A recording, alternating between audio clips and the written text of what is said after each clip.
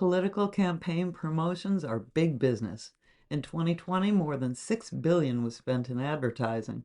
A great slogan can win a race and live in the public mind for years. A bad one can quickly become a joke. Here's some of the good, bad, and hilarious campaign slogans from history. Let's dig into this.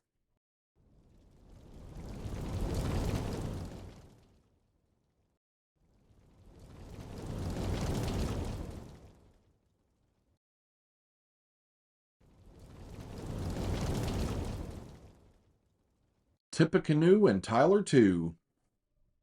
Here's one that's probably familiar, even if you don't remember why. Tipa Canoe and Tyler 2 was both a campaign song, yes, they had their own songs in those days, and slogan used by William Henry Harrison and his running mate John Tyler in 1840's presidential election. Harrison was famous as the hero of Tipa Canoe for defeating Tecumseh in the 1811 battle. His opponent, Martin Van Buren, used the slogan, "Independent Treasury and Liberty," which just doesn't have the same ring to it. Harrison and Tyler won 53% of the popular vote.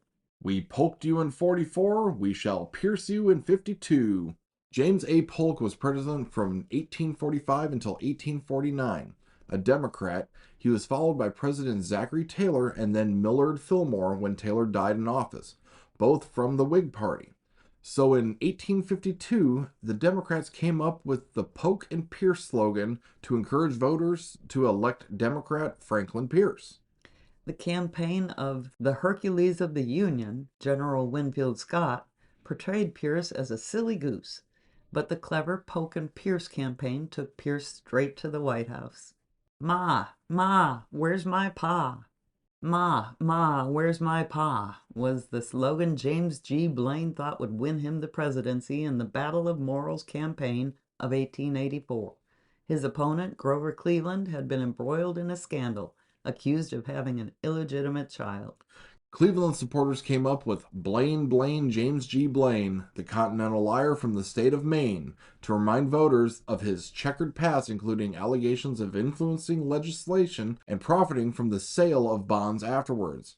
Cleveland won the election by just 37 electoral votes, and his supporters added a line to Blain's slogan, making it, "Ma, Ma, where's my pa?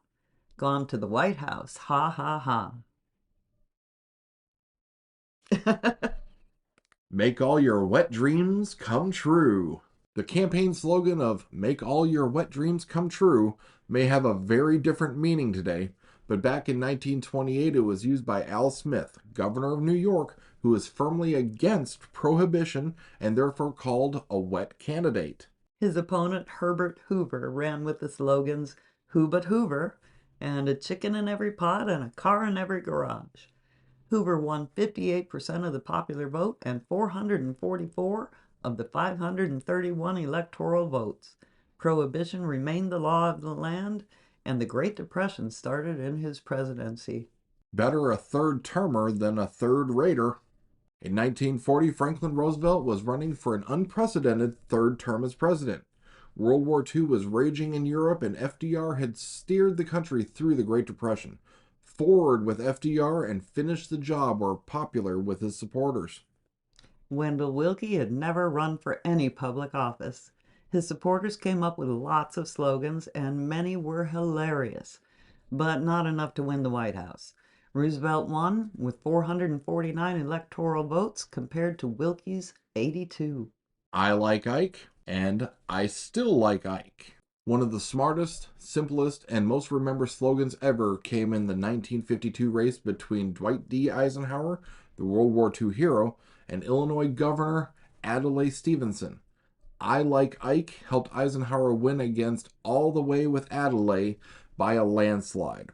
And when the same candidates ran against each other in 1956, I still like Ike was the rally cry in another landslide win for Eisenhower. In your heart, you know he's right.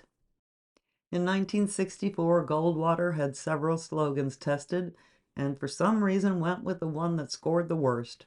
Big mistake. In your heart, you know he's right couldn't hold a candle to All the Way with LBJ. Johnson's supporters didn't hesitate to turn Goldwater's slogan on its ear with In your guts, you know he's nuts. Johnson, who had become president on JFK's assassination, won with the greatest share of the popular vote in the Democratic Party's history at the time. Better a used Ford than a new Carter. Gerald Ford had a tough road during the 1976 presidential campaign. He had become president after Richard Nixon resigned from the office in the Watergate affair and had pardoned the disgraced president just a month later. The slogan, "Better a used Ford than a new Carter," seemed like a winner. So did my two favorite four-letter words. This election campaign had personality. Jimmy Carter, peanut farmer and Democratic governor of Georgia, celebrated his background by leaning into the peanut theme. Ford supporters tried to ride on the explosive popularity of Happy Days TV show's character Fonzie with "Happy Days are here again with Fordsy." They weren't. Carter won in the close election. Thanks for watching, Don't forget to like and subscribe. and we'll see you on the next one. Hey! Hey, here's another DragonDen video you might like. And if you like this video, don't forget to hit that thumbs up button. And you can hit the notification bell if you'd like to know when our videos come out. Thanks for watching. We'll see you on the next one.